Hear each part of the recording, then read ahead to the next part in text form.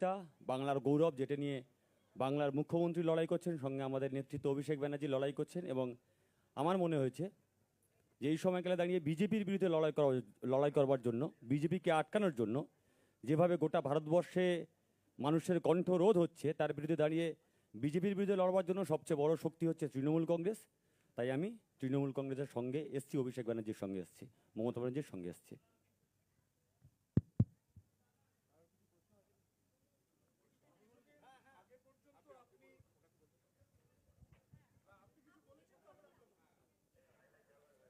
না, প্রতিকূর তার কথা বলেছেন।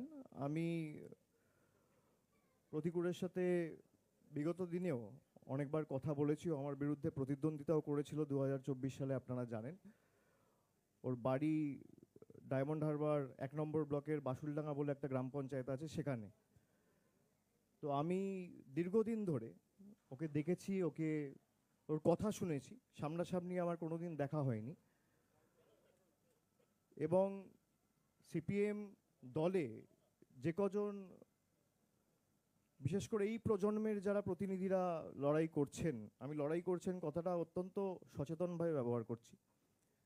তার কারণ যেটুকু মিছিল মিটিং হয় এদেরকেই দেখা যায়, বাকি তো সিপিএম খালি টিভির পর্দায় রয়েছে আর সোশ্যাল মিডিয়ায় যত বিপ্লব। এবং পুরো ক্ষোভ বা তাদের যে আক্রমণটা, সেটা তৃণমূল কংগ্রেস, মমতা বন্দ্যোপাধ্যায় আমাকে তো করেই, কিন্তু শালীনতার একটা গণ্ডির মধ্যে থেকে কাজ করা এবং রাজনৈতিক লড়াইটা লড়া, কোনো মতে সেই শালীনতার গণ্ডি যাতে কেউ অতিক্রম না করে। আজকালকার দিনের যারা সিপিএমের প্রতিনিধিরা সোশ্যাল মিডিয়ায় বক্তব্য রাখছেন বা সমাজ মাধ্যমে বা সংবাদ মাধ্যমে যায়, তাদের অনেকের কথা আমি শুনি। ব্যক্তিগতভাবে আমি প্রতিকূলকে দেখেছি কোনোদিন তারা কোনো দলকে আক্রমণ করেনি। এবং বিজেপির বিরুদ্ধে আমাদের যে লড়াই, আমি যদি এসআইআর এর উদাহরণ নিয়ে বলি, যে আজকে এসআইআর বাংলা সহ 12টা রাজ্যে হচ্ছে। এই এসআইআর এর পদ্ধতিগত যে ত্রুটিগুলো রয়েছে, এগুলো নিয়ে যদি কেউ সরব হয়ে থাকে, একমাত্র তৃণমূল হয়েছে। গায়ের জোরে মানুষকে লাইনে দাঁড় করিয়ে জীবিত মানুষের নাম গায়ের জোরে কেটে দেওয়া, বাংলার ক্ষেত্রে নিয়ম আলাদা, বিহারের ক্ষেত্রে নিয়ম আলাদা, এই দ্বিচারিতা তো হতে পারে না। এর বিরুদ্ধে তৃণমূল কংগ্রেস যেভাবে কোর্টে, মাঠে, পার্লামেন্টের ভিতরে বাইরে লড়াই করেছে, সিপিএমও তো একটা রাজ্যে ক্ষমতায় রয়েছে, সিপিএমের এখানে অনেক নেতা রয়েছে, তাদের তো কেউ বারণ করেনি। আমাদের হাত শক্তিশালী করতে বলছি না, আপনারা পৃথকভাবে লড়ুন। কেরালায় তো তৃণমূল নেই, কেরালায় তো সিপিএম আছে, সেখানে সিপিএম নেতাদের ভূমিকা কি? আজকে যারা লেফট আইডিওলজি, বামপন্থার আদর্শ নিয়ে কথা বলে, নিজেদের বামপন্থী বলে দাবি করে, সিপিএমের আইডিওলজিটা কি? কোন আইডিওলজি বা কোন আদর্শের ভিত্তিতে বা বেসিসে আপনার পার্টির কোন আইডিওলজি আপনাকে সুযোগ দেয় বা আপনাকে বলে যে হুমায়ুন কবিরের মতো লোকের সাথে বসে আপনাকে জোট করতে হবে বা ডিল করতে হবে? কোন আইডিওলজির ভিত্তিতে 2021 সালে, যেখানে আপনি কেরালায় কংগ্রেসের বিরুদ্ধে লড়াই করছেন, সেখানে একই সময়, একই দিনে, একই মাসে, একই সপ্তাহে, একই দিনে, একই টাইমে বাংলায় কংগ্রেসের সাথে লড়াই করছেন? কোন আইডিওলজির বেসিসে? কোন আইডিওলজির বেসিসে আপনারা লক্ষ্মীর ভাণ্ডারের মতো সহায়তাকে ভিক্ষা বলেন? কোন আইডিওলজির বেসিসে একটা প্রান্তিক মানুষকে, যে সরকার চাল, ডাল, আর্থিক সাহায্য সহযোগিতা পৌঁছে দিচ্ছে, তাদেরকে ভিক্ষুক বলেন বা ছোট করে খাটো করে দেখেন? কোন আইডিওলজির বেসিসে?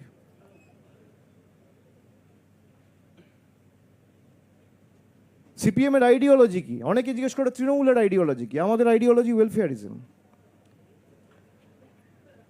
একটা প্রান্তিক মানুষকে সহযোগিতা, সাহায্যের হাত বাড়িয়ে দেওয়া, গ্রামের একদম প্রান্তিক এলাকায় যে দাঁড়িয়ে আছে সেও যেন পরিষেবা থেকে বঞ্চিত না হয়। মমতা ব্যানার্জি অপরাধ করেছেন, আমাদের সরকার অপরাধ করেছেন লক্ষ্মীর ভাণ্ডার দিয়ে, রাজ্যটাকে নাকি দেউলিয়া করে দিয়েছে।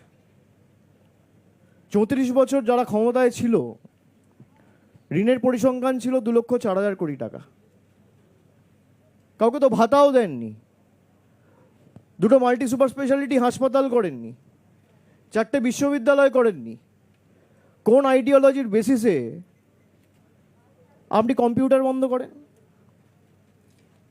আইডিওলজিটা কি আমি জানতে চাইছি।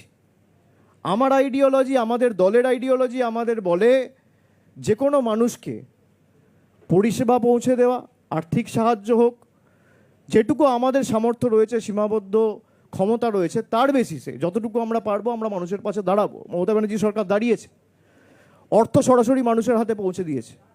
আপনাদের গাত্রদাহ কেন, গায়ে জ্বালা কেন? আমি দুদিন ধরে সংবাদ মাধ্যম দেখছি, সেখানে প্রতিকূলকে বলা হচ্ছে তৃণমূলের সাথে ডিল করেছে। ডিলটা কি? ডিল, তিনি বিধানসভা নির্বাচনে টিকিট পাচ্ছেন। প্রতিকূল আমাকে নিজে এসে বলছে, দাদা দল যদি আমাকে টিকিট দেয়ও আমি টিকিট নেবো না। আপনি একটা ছেলেকে জানেন না, আপনার সাথে যে এতদিন ধরে দল করলো তাকে আপনি চেনেনই না। আপনি তাকে আগেই ঘোষণা করে দিলেন যে সে বেঈমান, সে গদ্দার। তার কারণ আপনার কাছে সে বশ্যতা স্বীকার করেনি, আপনার হ্যাঁতে হ্যাঁ মেলায়নি, আপনার স্তাবকে পরিণত হয়নি। খুব গায়ে জ্বালা সেলিম বাবুদের। তৃণমূলের সাথে ডিল হয়েছে, সংবাদ মাধ্যমে স্নো পাউডার মেখে ঘুরে বেড়ানো নেতা বলে দিচ্ছে তৃণমূলের সাথে সেটেলমেন্ট হয়ে গেছে। আমি এটা সংবাদ মাধ্যমে বলতাম না, কিন্তু আমি যদি এটা না বলি, মানে আমার এটা বিবেকে লাগবে যে আমি কিছু বলার আগে ও এসে আমাকে বলছে যে আমি বিধানসভা নির্বাচনে দাদা কোনো টিকিটের জন্য আসিনি, আমি দল টিকিট দিলেও নেবো না, আমি সংগঠনে কাজ করব। আজকালকার দিনে কজনকে পাওয়া যাবে যার রাজনীতিতে কোনো চাওয়া পাওয়া নেই? রাজনৈতিক কর্মী সমর্থক প্রত্যেক দলেরই থাকে, কিন্তু ভালো কর্মী আপনি কোথায় পাবেন? তৃণমূলেও যেমন ভালো খারাপ আছে, বিজেপিতেও ভালো খারাপ আছে, সিপিএমও আছে, সব দলেই থাকে। যাদের চাওয়া পাওয়ার কিছু নেই, মানুষের জন্য নিঃস্বার্থে কাজ করতে চায়, মানুষের জন্য সর্বক্ষণের কর্মী হয়ে কাজ করতে চায়, এর জন্য কারোর রবার স্ট্যাম্পের প্রয়োজন হয় না। সিপিএমের জোনাল কমিটি, লোকাল কমিটি আর আলিমুদ্দিনে বসে থাকা নেতারা আমার সার্টিফিকেট দেবে, তারপর আমাকে বামপন্থী হিসেবে গণ্য করা হবে। এ তো একই জিনিস। আমরা বলি আমরা স্বামী বিবেকানন্দর হিন্দু ধর্মে বিশ্বাস করি, যোগী আদিত্যনাথের হিন্দু ধর্মে বিশ্বাস করি না। মমতা বন্দ্যোপাধ্যায়কে মহেশ্বতা দেবীর মতো একজন লেখক, তিনি প্রকাশ্যে বলেছিলেন, আমার এখনো মনে আছে, খুব সম্ভবত উলুবেড়িয়ার একটা সভা থেকে, যে মমতার বয়স বাড়ছে, এনার্জিও বাড়ছে। আমার এখনো মনে আছে। মহেশ্বতা দেবীর মতাদর্শ কি ছিল? অমর্ত্য সেনের মতাদর্শ কি?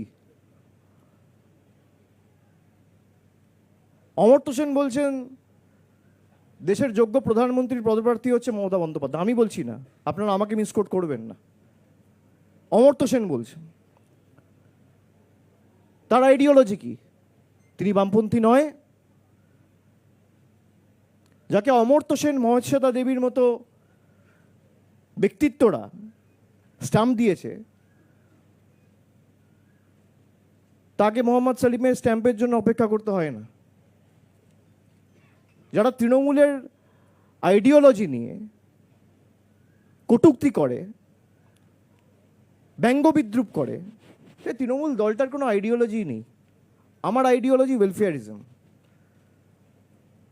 একটা গ্রামে যদি আগুন লাগে, কাউকে পান না পান, ফায়ার ব্রিগেডে প্রথম ফোনটা করবে তৃণমূলের সেই পঞ্চায়েতের নেতা বা কর্মী। এটাই আমার আইডিওলজি। কারোর বাড়িতে কোনো বয়স্ক মানুষ যদি কোনো ব্যাধিতে আক্রান্ত হয়ে রাত্রিবেলা অ্যাম্বুলেন্সের প্রয়োজন হয়, অ্যাম্বুলেন্সটা ডাকবে যে সে তৃণমূলের কর্মী বা নেতা। এটাই আমার আইডিওলজি।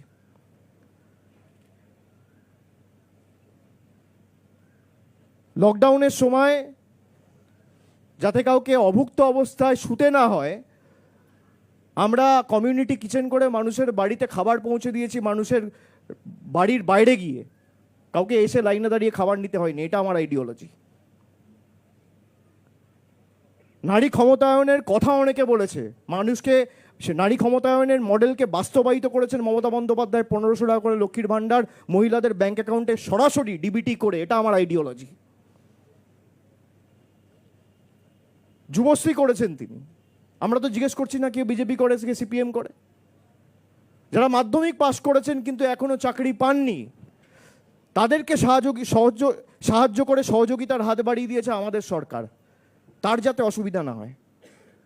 সে বলছে অনেকে বলছে 1500 টাকায় কিছু হয় না। আমি মানি 1500 টাকায় কিছু হয় না,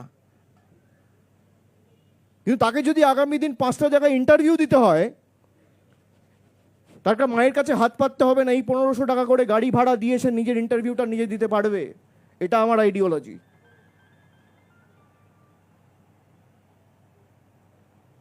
পনেরোশো টাকায় কি হয়?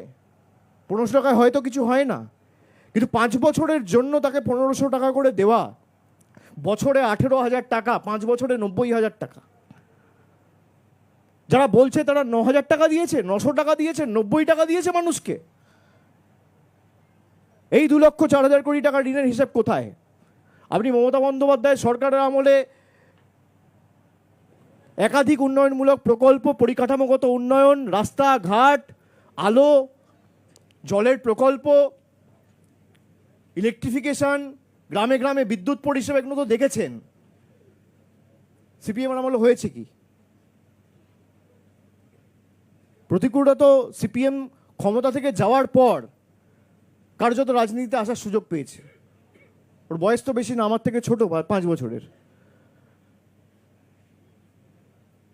কিন্তু হঠাৎ করে বলে দেওয়া হলো ডিল করে নিয়েছে। ডিল কি? আমি বলার আগে আমায় বলেছে। ঋতব্রত বন্দ্যোপাধ্যায় যখন এসেছিল, চাওয়া পাওয়ার জন্য আসেনি। কানাইয়া কুমারের মতো ছেলে চলে গেছে কংগ্রেসে, সব ধান্দাবাজ। আর যাদের অঙ্গুলি হেলনে 35% ভোট বিজেপিতে ট্রান্সফার হয়েছে, তারা ধোয়া তুলসী পাতা। তারা জবে থেকে দল চালাচ্ছে, সিপিএম চালাচ্ছে, সিপিএমের 40% ভোট। 2016 সালে সিপিএমের কজন বিধায়ক ছিল?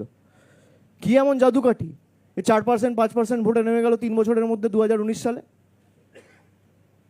যাদের কারণে আজ সিপিএম শূন্য, তারা আজকে অন্যকে আক্রমণ করে ব্যক্তি আক্রমণে নেমেছে। আয়নায় নিজের মুখটা দেখা উচিত। কার সাথে লড়বেন আগে ঠিক করুন। যারা বিজেপির কথায় উঠছে বসছে, বিজেপির থেকে টাকা নিয়ে বাংলায় আগুন জ্বালানোর চেষ্টা করছে, তাদের সাথে রথের অন্ধকারে মিটিং।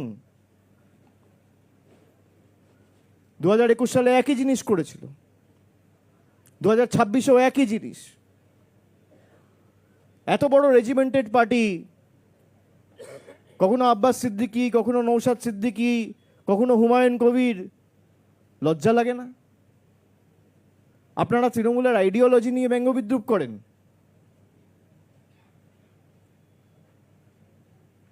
আপনারা বলেন আমরা মন্দির মসজিদের রাজনীতিতে বিশ্বাস করি না।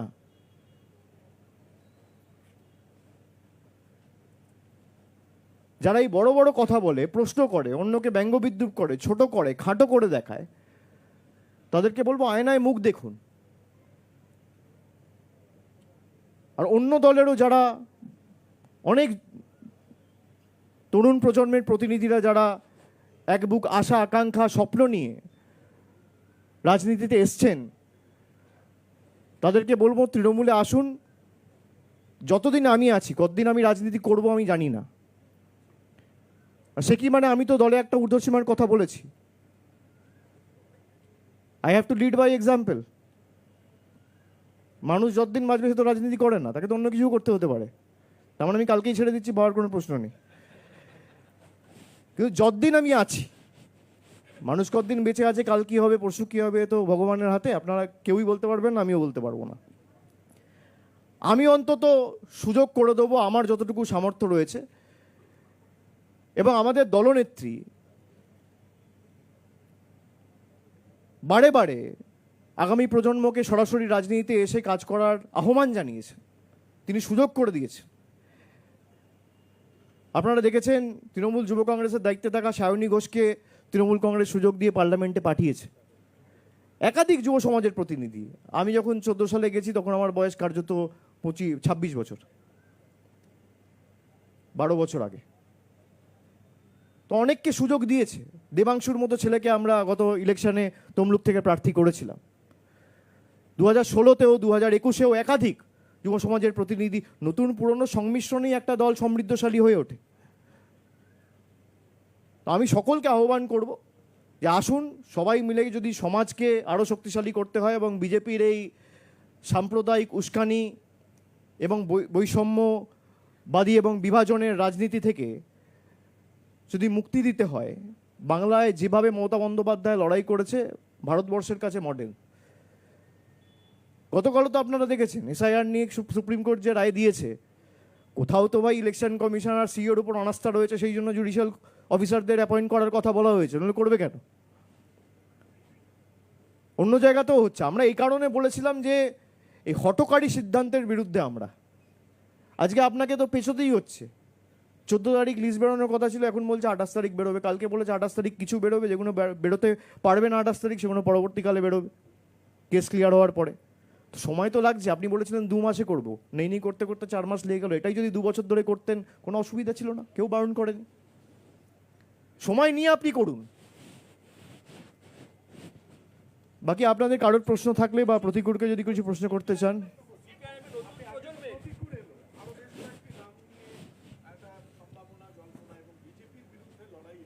সর্বভারতীয় স্তরে যেভাবে তৃণমূল কংগ্রেস পদক্ষেপ নিচ্ছে, যেভাবে মমতা বন্দ্যোপাধ্যায়ের প্রশংসায় মানিক সরকারের মতো প্রবীণ কমিউনিস্ট নেতা প্রশংসা করছেন আজকে প্রতিকূল হয়েছেন, তা বামেদের নবপ্রজন্মের যারা মাঠে লড়াই করছেন খুব স্পেসিফিকভাবে তাদেরকে কি আহ্বান জানাবেন?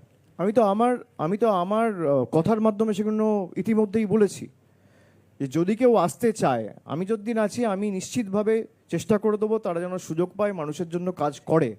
মানুষের কাজ করার জন্য কোনো জনপ্রতিনিধি বা কোনো রবার স্ট্যাম্প লাগে না। সর্বক্ষণের যে মানুষের কর্মী হিসেবে তার জন্য সদিচ্ছা লাগে, মানুষের জন্য কাজ করার দৃষ্টিভঙ্গি থাকা উচিত এবং মানুষের জন্য কাজ করার মানসিকতা থাকতে হবে। এই তিনটে থাকলেই যথেষ্ট। তো সবার প্রতি আমার আহ্বান থাকবে। বাকি কারোর যদি মনে হয় যে না আমি আরও 4-5 বছর সময় দেবো, তার সে অধিকার আছে, সে দেবে, কোনো অসুবিধা নেই। আপনি কিছুক্ষণ আগেই বললেন যে 2024-এ আপনার প্রতিপক্ষ আজ আপনার পাশে তিনি দাঁড়িয়ে আছেন, আপনাদের আদর্শ উদ্ভাসিত হয়ে আজকে তিনি স্বতঃস্ফূর্তভাবে দলে এলেন এবং আপনারা গ্রহণ করলেন। এটাই কি তৃণমূল কংগ্রেস? অর্থাৎ আপনার প্রতিদ্বন্দ্বীকে আপনি আজকে কিন্তু একটা নিজের নিজের দলে দলে নিলেন, এটা একটা উদারতা আপনি যেমন আমার কোনো উদারতা নেই, না আমার কোনো উদারতা নেই। এটা আমার উদারতা কেন হবে? আপনারা আমাকে মহান ভাবছেন, কোনো কারণ নেই আমাকে মহান ভাববার। আমি প্রতিকূলকে ধন্যবাদ জানাবো যে সাহস দেখিয়ে সিপিএমের ওই বেড়াজাল ভেঙে ও তৃণমূলে এসে আমার সাথে কথা বলেছে, আমি তার জন্য ওকে ধন্যবাদ জানাবো। আমার উদারতার কি আছে? সমীর প্রতিতুণ্ডু আজকে নেই, আমার বিরুদ্ধে উনি 2014 সালে প্রার্থী হয়েছিলেন। আমি যখন রাজভবনের বাইরে ধর্ণা করছিলাম তখন সমীর প্রতিতুণ্ডু সেই মঞ্চে এসে বলেছিলেন অভিষেক যে বলছে যে ধর্ণা করছে যে ইস্যু নিয়ে 100 দিনের কাজ নিয়ে আমি তাকে সমর্থন জানাই। আমার উদারতা, তার উদারতা, তিনি এসছেন। তো আমার কোনো এখানে উদারতা দেখানোর ব্যাপার নেই, আমার ক্রেডিট চাই না। এগুলো অন্যান্য দলে যারা করে, যারা লাইমলাইটে থাকার জন্য করে, তারা এসব বলে যে আমার উদারতা। কোনো উদারতা নেই। কিসের উদারতা? সে আজকে চাইলে সেখানে থাকতেই পারতো, একইভাবে চলতো। মানুষেরও তো একটা প্রাইম রয়েছে। আজকে তার বয়স হয়তো 34-35, 10 বছর পর 45 হবে। কাজ বয়সের সাথে সাথে মানুষের কর্মক্ষমতা কমে। আমি যে ইস্যুগুলো নিয়ে দলে প্রতিবাদ করেছি তার যদি কোনো সুরাহা সমাধান না হয়, তাহলে আমার প্রতিবাদ করার অধিকারটুকুও থাকবে না। আমি প্রতিবাদ করলে আমাকে বেঈমান বলা হবে। সেই সৎসাহস প্রতিকূর দেখিয়েছে, আমি ধন্যবাদ তাকে জানাই।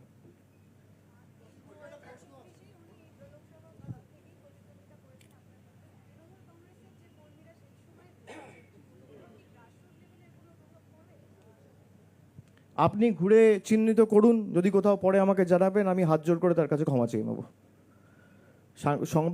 সাংবাদিকতা তো আপনাদের কাজ, এবং সাংবাদিকরা সমাজের চোখ এবং কান।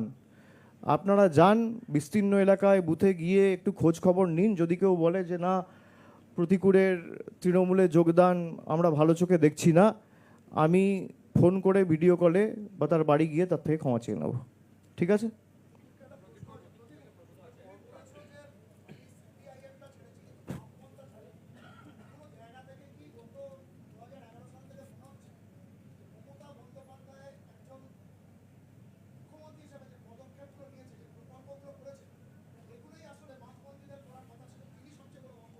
একদমই, এটা তো আমি আগের দিনও বলেছি যে আমরা যখন সিপিআইএমে ছিলাম, আমরা তো প্রথমেই বলেছিলাম যে লক্ষ্মীর ভাণ্ডার, আমরা লক্ষ্মীর ভাণ্ডার চাই না, আমরা ভিক্ষা নয় অধিকার চাই।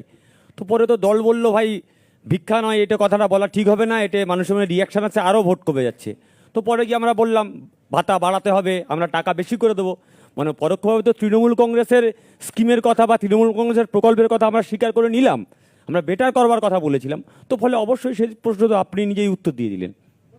আপনার নীতি নৈতিকতা নিয়ে প্রশ্ন উঠছে সোশ্যাল মিডিয়ায়, বাম কর্মী সমর্থকরা সেই প্রশ্ন তুলছে যে এত নীতি নৈতিকতার কথা বলতেন, এখন কেন তৃণমূলে গেলেন? আমার নীতি নৈতিকতা বিজেপিকে আটকাবো, ফ্যাসিস্ট শক্তিকে আটকাবো, সেই নীতি। এই যে বলছে না ডিল হয়েছে, হ্যাঁ ডিল হয়েছে। বিজেপিকে পশ্চিমবঙ্গের মাটিতে আটকাবো, বিজেপিকে ঢুকতে দেবো না, এইটাই ডিল হয়েছে আমার। এবং যারা নীতি নৈতিকতা বলছে, প্রতিকুর রহমানকে বলতে পারে আরে আমরা তো যখন সিপিআইএমে ছিলাম তৃণমূলকে বিজেপি বলে অনেক রটিয়েছি। তৃণমূল সেটা ভুল প্রমাণ করার জন্য অভিষেক ব্যানার্জি, মমতা ব্যানার্জি সুপ্রিম কোর্টে গেলেন। আর প্রতিদিন তৃণমূল কংগ্রেস সিপিআইএমকে বলছে বিজেপির বি টিম তোমার ভোট ট্রান্সফার করেছো, সেটা প্রমাণ করার জন্য মোহাম্মদ সেলিম হুমায়ুনের সঙ্গে বসলেন। সেটা প্রমাণ করার জন্য মোহাম্মদ সেলিম ওয়েলফেয়ার পার্টির নেতাদের নিয়ে এসে আলিমুদ্দিনে মিটিং করলেন। সেটা প্রমাণ করবার জন্য এসডিপিআইয়ের মতো প্রকাশ্য সভাতে সিপিএমের প্রতিনিধি পাঠাচ্ছেন। তো ফলে পরিষ্কার হয়ে গেছে কে কোন ডিল করেছে।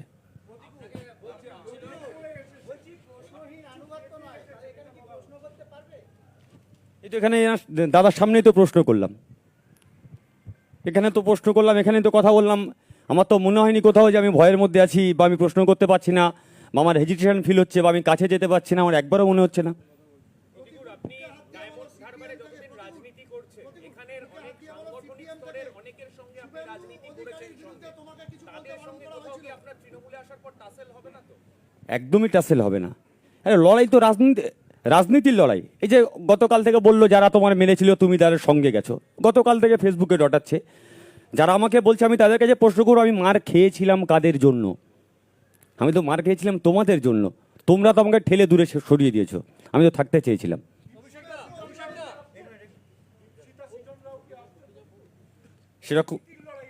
সেরকম কোনো কথা আমার সঙ্গে হয়নি। সেটা তুমি ওকে জিজ্ঞেস করছো কেন? ওদেরকে জিজ্ঞেস করো। তবে এটুকু বলতে পারি, দলে দম বন্ধ করা পরিস্থিতির মধ্যে অনেকেই মুখ খোলা শুরু করেছে। হয়তো আমি রাজপ্রাসাদের বাইরে এসে জিজ্ঞেস করেছি রাজা একটু থামুন, ওই প্রসাদের মধ্যে ঘুমন্ত শিশু জেগে উঠেছে, প্রশ্ন করে রাজা তোর কাপড় কোথায়?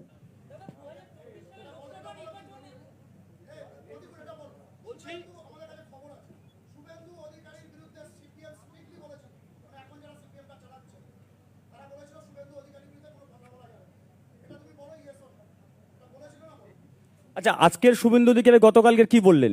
সেলিম সাহেবের সঙ্গে প্রতিকূলের তুলনা হয়? দুদিন আগে সেলিম সাহেবকে আক্রমণ করলেন, এখন বলছে সেলিম সাহেবকে আক্রমণ করলে হয়? তো ফলে আমি কি উত্তর দেবো? উত্তর তো শুভেন্দু নিজেই দিয়ে দিয়েছেন। লোকসভা নির্বাচনে কতবার ফোন করেছিলেন, কি কথা হয়েছিল, ঠিক আছে, সময় এলে সমস্ত আস্তে আস্তে আসবে, অসুবিধা কিছু নেই।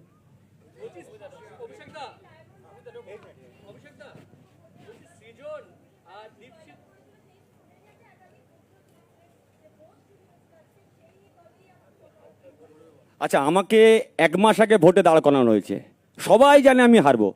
তো আমি কি বলতাম? আমি হেরে গেছি, আমার সাংগঠনিক শক্তি নেই, আমি ডায়মন্ড হারবারে ক্যান্ডিডেট দিতে পারিনি, আমার কাছে বেস্ট অপশন ছিল এটাই বলা ভোট লুট হয়েছে।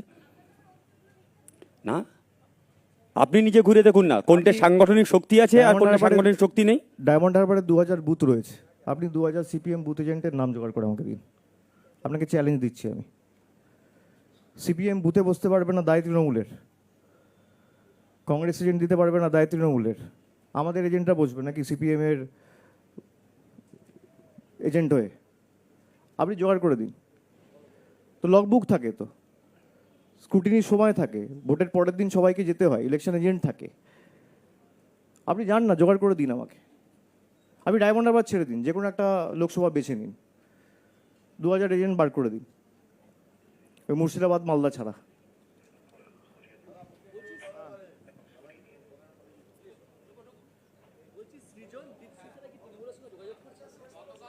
আমি তো বললাম সেটা ওদেরকে জিজ্ঞেস করো।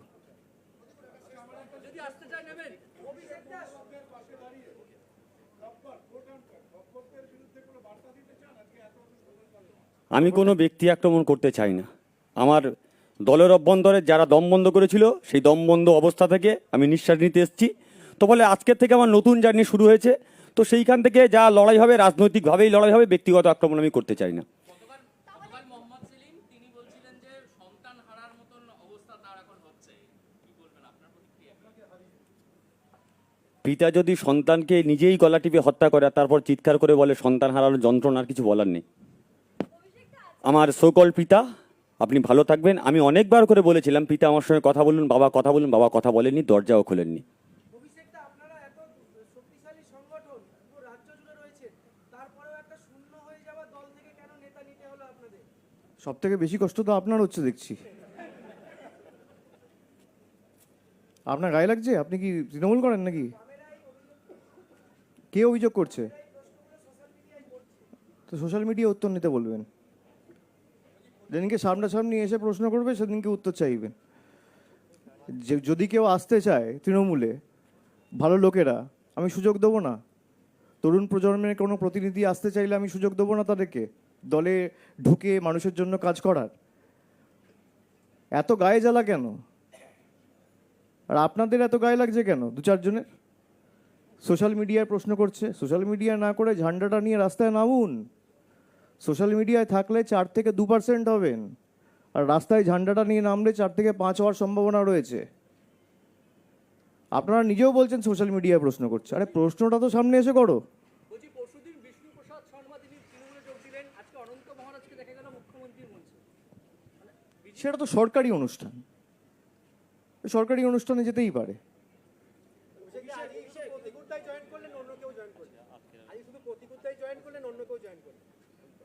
আজকে তো প্রতিকূল এসছে, আপনি বোধহয় আশা করছিলেন অন্য অনেকে আসবে। প্রতিকূলের সাথে কিছু তার সতীর্থ সহকর্মীরা এসছে। হ্যাঁ নিশ্চয়ই, তার সাথে যারা এসছিল তারাও এসছে। আমি প্রতিকূলের হাতে পতাকা তুলে দেবো। আচ্ছা, আপনারা সবাই চাটা খেয়েছেন? আবার কি?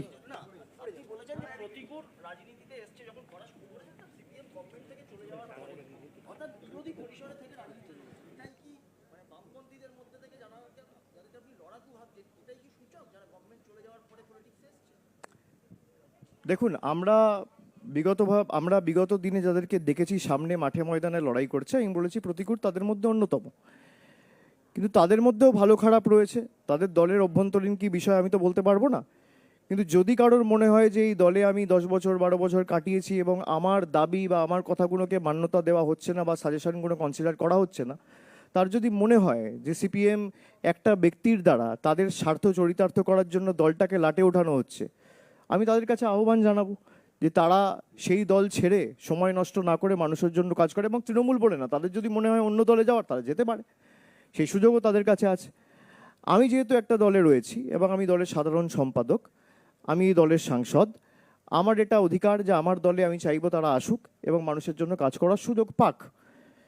কিন্তু যে কজন মাঠে ময়দানে লড়াই করেছে বা চাওয়া পাওয়ার রাজনীতি যারা করেনি, যাদের রাজনীতি থেকে পাওয়ার কিছু নেই, যাদের কোনো স্বার্থ নেই, যারা স্বার্থ সিদ্ধির জন্য রাজনীতিতে আসেনি, তাদের মধ্যে আমি মনে করি প্রতিকূল অন্যতম। এবং আমি খুব খুশি হয়েছি ও আজকে এসছে, তাই আমি ওকে ধন্যবাদ জানাই।